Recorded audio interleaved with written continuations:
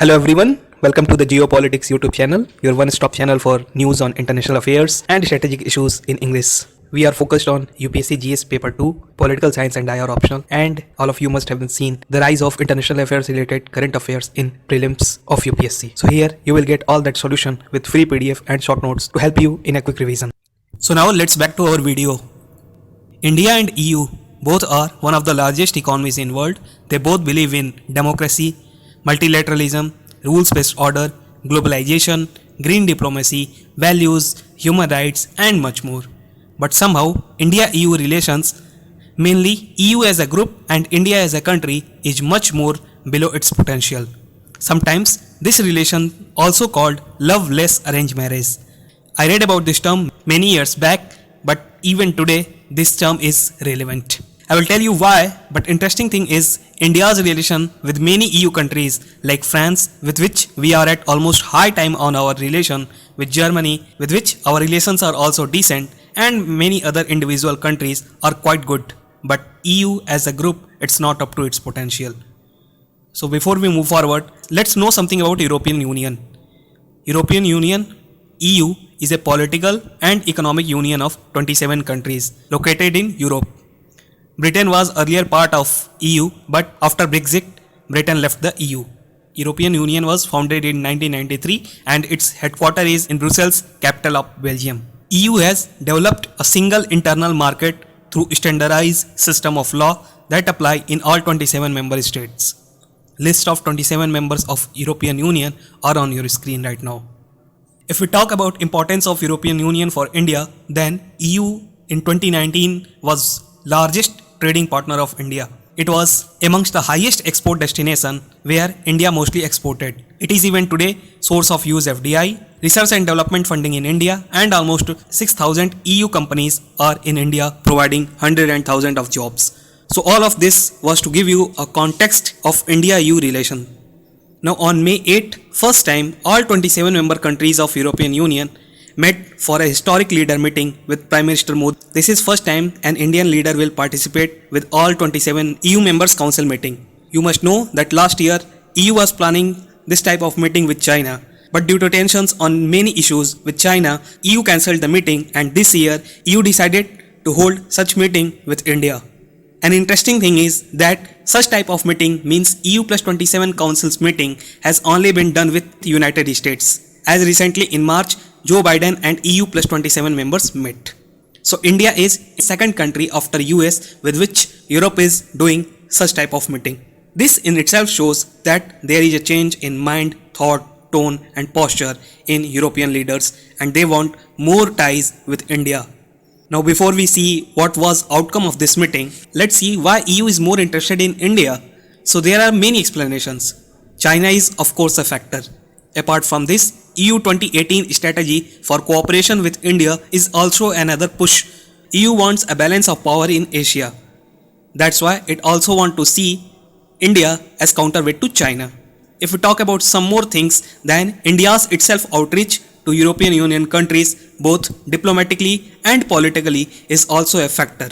Big Indian market and increasing geopolitical significance of Indo-Pacific region are some of the crucial factors. That's why EU is more interested in India. So now let's see what's the outcome of this historic summit. But one thing that a lot of you must be wondering about the timing of this summit, as India is in midst of pandemic where thousands of people are dying every day. What was the logic behind this meeting? So you must know that the schedule of this meeting was fixed in January or February itself. That's why this meeting was occurred in midst of this pandemic. Now if we see key outcomes and discussions that was done in this meeting, then there are 4 pillars on which discussions are surrounded, and there are 3 clusters on which outcomes are organized. So in pillar 1 we have digital, pillar 2 energy related topics, pillar 3 we have transports, and on pillar 4 we have people to people connectivity. Similarly, on outcome basis, on first cluster there is trade, technology and connectivity. On second cluster there is COVID-19, environment and climate change, and on third cluster we have foreign policy, security and regional issues. So let's see first pillar 1, digital.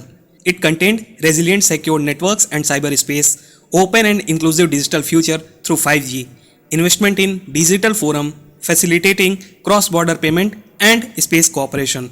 In Pillar 2, energy-related topics like sustainable development, sustainable energy solutions, regional renewable production grids, EU support to India's 5 gigawatt renewable energy target, and in areas like green hydrogen and energy storage, there was discussion. On Pillar 3, we have transport. On this, smart mobility, security and interconnection of transport, expanding air passenger and cargo flights, cooperation in international maritime organization and civil aviation authorities, joint investment in ports, renewable cold chain for vaccines and agri products. And if we see the last pillar, it was people to people connectivity. In this, research and development, co-create, co-develop idea, higher education, two-way mobility, language program were discussed.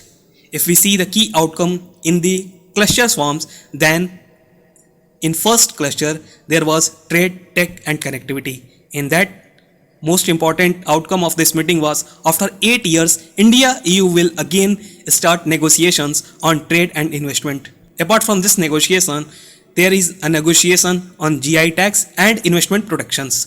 Dedicated dialogue on WTO, market access and much was also the outcome of this meeting. Connectivity in digital, transport, energy, people-to-people cooperation was also a key outcome. India and EU also decided to cooperate in third countries like in Africa.